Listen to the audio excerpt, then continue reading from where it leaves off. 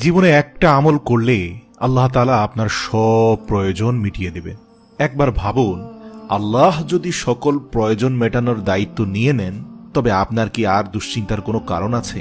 কিন্তু দুঃখের সাথে বলতে হচ্ছে, যে আমলটি করলে আল্লাহ তাআলা আপনার সকল দায় দায়িত্ব নিয়ে নেবেন, সে আমলটির ব্যাপারে আমরা সকলেই উদাসীন। আমরা শুধুমাত্র আমল বলতে নফল নামাজ, নফল রোজা, তাসবিহ তাহলিল পড়ার মধ্যেই সীমাবদ্ধ আছি। এতে কোনো সন্দেহ নেই, এর প্রত্যেকটি আমলই গুরুত্বপূর্ণ। এর পাশাপাশি আল্লাহ রাসূল সাল্লাল্লাহু আলাইহি সাল্লাম ইসলামের পরিপূর্ণ রূপ প্রকাশ করতে গিয়ে আরও অনেক গুরুত্বপূর্ণ আমলের কথাও বলেছেন। সে আমলগুলোর ব্যাপারে আমরা উদাসীন। আসুন, আল্লাহ আপনার সকল প্রয়োজন মেটাবেন কোন আমল করলে।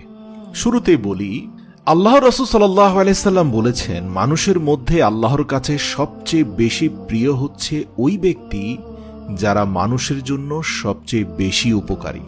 আর আল্লাহর কাছে সবচেয়ে বেশি প্রিয় আমল হচ্ছে একজন মানুষকে খুশি করা, অথবা সে দুঃখ কষ্ট থাকলে সেই দুঃখ কষ্ট দূর করা, অথবা তার ঋণ মাফ করে দেয়া, অথবা ক্ষুধার্ত অবস্থায় তাকে পেলে পেট ভরে আহার করানো।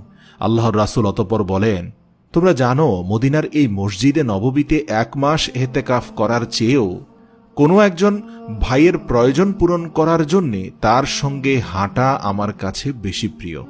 আর যে ব্যক্তি নিজের রাগ দমন করে, আল্লাহ তার দোষ ত্রুটি গোপন রাখেন। সুবহানাল্লাহ। আবু দাউদ শরীফের হাদিস থেকে জানা যায়, আল্লাহ রাসূল বলেন, যে ব্যক্তি তার ভাইয়ের প্রয়োজন পূরণ করবে, আল্লাহ তার প্রয়োজন পূরণ করবেন। একইভাবে যে ব্যক্তি কোনো মুসলমানের বিপদ দূর করবে, আল্লাহ তাআলা কিয়ামতের দিন তার বিপদ দূর করবেন, দুনিয়াতেও দূর করবেন। আর যে ব্যক্তি কোনো মুসলমানের দোষ গোপন রাখবে, কিয়ামতের দিন আল্লাহ তাআলা তার দোষ গোপন রাখবেন। অথচ দুঃখের সাথে বলতে হয়, সোশ্যাল মিডিয়া থেকে শুরু করে আমাদের বর্তমান বাঙালি জাতির মধ্যে প্রকাশ্যে মানুষের দোষ ত্রুটি নিয়ে কথা বলার অভ্যেস অনেক বেড়ে গেছে। একজন আরেকজনের বদনাম সমালোচনা আমরা প্রতিনিয়ত করছি, প্রকাশ্যে গোপনে কোনোভাবেই কেউ কাউকে ছাড়ছি না। আর বিপদে পাশে দাঁড়ানোর কথা যদি বলতে হয়, সেই ক্ষেত্রে আমরা অনেক পিছিয়ে আছি। বড় বড় শহরগুলোতে পাশের ফ্ল্যাটে কোনো মানুষ কষ্টে আছে কিনা, বা কে বসবাস করছে, তার কি পরিস্থিতি, এ নিয়ে অপর পাশের ফ্ল্যাটের মানুষের কোনো খোঁজ খবর নেই। যদিও গ্রাম অঞ্চলের মানুষ একে অপরকে অনেক বেশি চিনে, কিন্তু শহরে সেটাও চিনে না। কিন্তু এদিকে গ্রাম অঞ্চলেও দেখা যায় যে প্রতিবেশীদের প্রতি হক নষ্ট করা হচ্ছে, দরিদ্রদের উপরে অর্থ এবং বিত্তশালীরা অত্যাচার করছে, বিভিন্নভাবে জমিজমা কেড়ে নেওয়ার চেষ্টা করছে, অথবা জমির সীমানা নিয়ে দ্বন্দ্ব কলহ ভাই ভাইয়ের মধ্যে লেগে আছে। অথচ রাসূল সাল্লাল্লাহু আলাইহি সাল্লাম বলেছেন, এই সকল সংকটের মধ্যে আল্লাহকে ভয় করার জন্য। আবু হুরায়রা রাদিয়াল্লাহু তাআলা আনহু বর্ণনা করেন, রাসূল সাল্লাল্লাহু আলাইহি সাল্লাম বলেছেন, মিসকিনের জন্য খাদ্য জোগাড় করা ব্যক্তি জিহাদের মাঠে জিহাদ করা, অথবা রাতে নামাজে অতিবাহিত করা, অথবা দিনে রোজদারি ব্যক্তির মতো সমান সওয়াব পাবে। সুবহানাল্লাহ। তাহলে একবার ভেবে দেখুন, একজন অসহায় ক্ষুধার্ত মানুষকে খাদ্য জোগাড় করা কত বড় সওয়াবের কাজ। এখানে মুজাহিদের কথা বলা হয়েছে, যারা আল্লাহর রাস্তায় জিহাদ করে, তাদের সমপর্যায়ের সওয়াব সে পাবে। সুতরাং মানুষের বিপদ দেখে কখনো তাকে সেই অবস্থায় ছেড়ে দিয়ে চলে যাবেন না। আল্লাহ রাসূল বলেছেন, মুমিন ব্যক্তি আরেক মুমিনকে বিপদগ্রস্ত অবস্থায় ছেড়ে রেখে যেতে পারে না।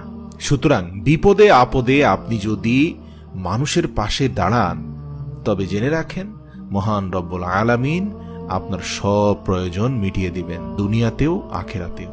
শুধুমাত্র মুসলিম নয়, অমুসলিমরাও এই নীতিতে বিশ্বাস করেন। তারা বিশ্বাস করেন যত বেশি দান করা যাবে, দুনিয়াতে তত বেশি প্রশান্তি পাওয়া যাবে। পৃথিবীর সবচেয়ে ধনী ব্যক্তি বিল গেটস, ওয়ারেন বাফেটরাও এই কথায় বিশ্বাসী।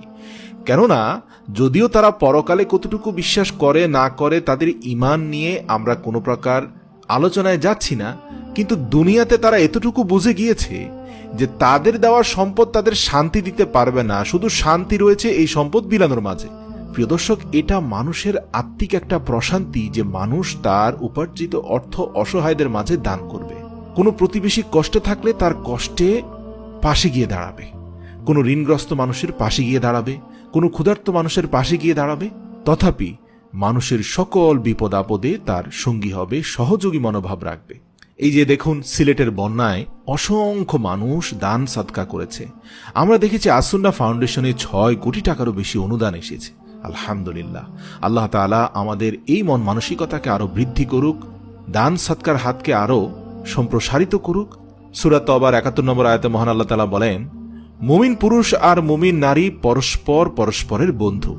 তারা সৎ কাজের নির্দেশ দেয়, অন্যায় কাজ থেকে নিষেধ করে, নামাজ প্রতিষ্ঠা করে, জাকাত দেয়, আল্লাহ ও তার রাসূলের আনুগত্য করে। তাদের প্রতি আল্লাহ করুণা প্রদর্শন করবেন। আল্লাহ তো প্রবল পরাক্রান্ত মহাপ্রজ্ঞাবান।